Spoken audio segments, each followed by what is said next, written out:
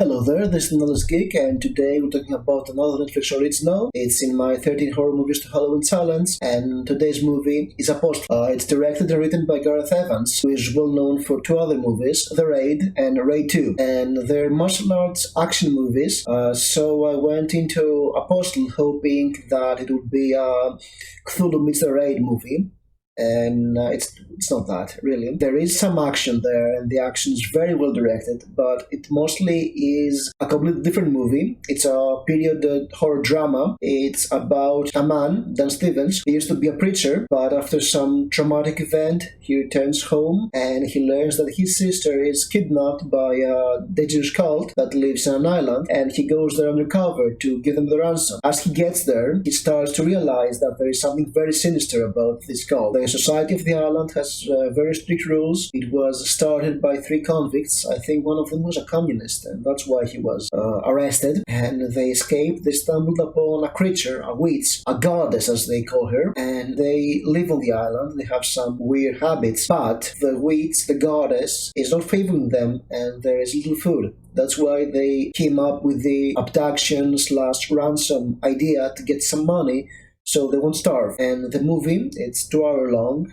It's a bit of a slow burner. It reminded me of older horror movies like The Wicker Man, the first Wicker Man, not the remake, because there's this oppressive atmosphere, this feeling of paranoia, what happens next, and it takes some time to pick up, but when it does, there is a lot of mayhem. There are some great action scenes that I was not expecting after the first half.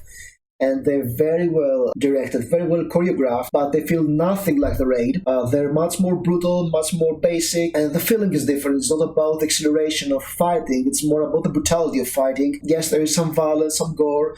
There is also some intrigue with, there's a subplot about a couple of young lovers and what happens with them in the very oppressive, very conservative society they live in. There is sort of a love story with our protagonists and the chief's daughter, who is the doctor, and lots of stuff happen. I mean, after the second half is really, it really picks up the pace. There's a lot of intrigue, lots of characters opposing one another, having cross purposes. They have to fight each other, and things turn ugly. The visuals are very good. The way that we have this representation of the period, the photography, the cinematography of this film, the direction are great. I mean, we have seen what Gareth Evans can do. He can make some very well-looking movies. The Raid were amazing movies, and they were low budget, I think. And I don't think the budget for this one is that big, but this film looks really, really good. There are a lot of prosthetic effects that are great. The design of the goddess and some other creature is amazing. All hell breaks loose.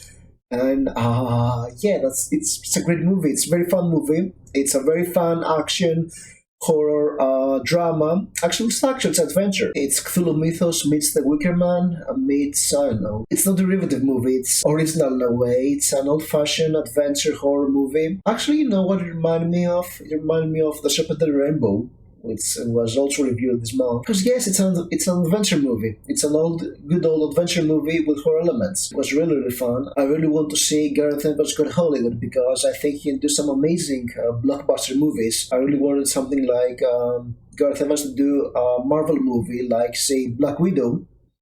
It was rumored to do a Deathstroke movie for DC, but I'm not quite sure how DC will do, to be honest. But yes, it's very fun, even though it takes some time to pick up, I know. Well, there's not much else to say. I really like. I'm not sure it was the best movie I saw on this challenge, but it was definitely a recommend. So, have you watched Apostle? If you did, you can leave a comment, tell me your opinions about it. You can also like this video, subscribe to the channel, and I'll see you soon with another movie review.